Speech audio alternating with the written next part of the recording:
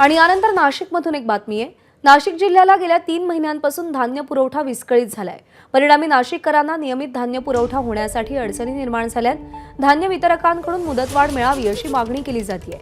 डिसेंबर महिन्यामध्ये अवघे 65 ते 70% धान्य वितरण झालं असून मुदतवाढ न मिळाल्यास कार्डधारकांना धान्यापासून वंचित राहावं लागेल अशी परिस्थिती निर्माण झाली आहे। आढावा आमच्या प्रतिनिधींनी घेतलाय, पाहूया।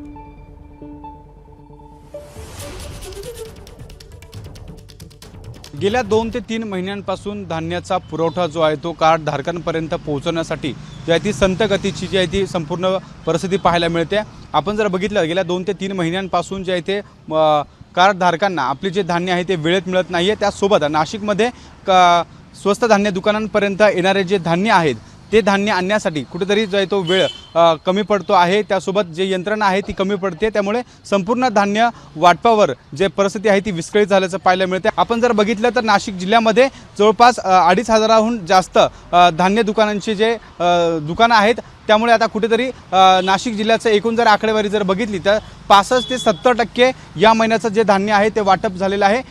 30 ते 35% धान्य वाटप करण्याचं अजून बाकी आहे। गेल्या 2 ते 3 गेल्या अनेक दिवसांपासून जो इथे धान्य वाटप विस्कळीत झाल्यामुळे 2 ते 3 दिवसात जर हे धान्य वाटप नाही झालं तर पुन्हा एकदा हे धान्य जे आहे ते माघारी जाईल आणि याचा थेट जो फटका आहे ते कार्डधारकांना पडू शकतो। त्यामुळे आता या संपूर्ण धान्य दुकानदारांकडून मुदतवाढ जी आहे ती मिळावी अशी मागणी आता राज्य शासनाकडे केली जात असल्याचं आपल्याला पाहायला मिळत आहे। कॅमेरामन किरण कटारेसह शुभम बोडके, एबीपी माझा, नाशिक। एबीपी माझा, उघडा डोळे बघा नीट।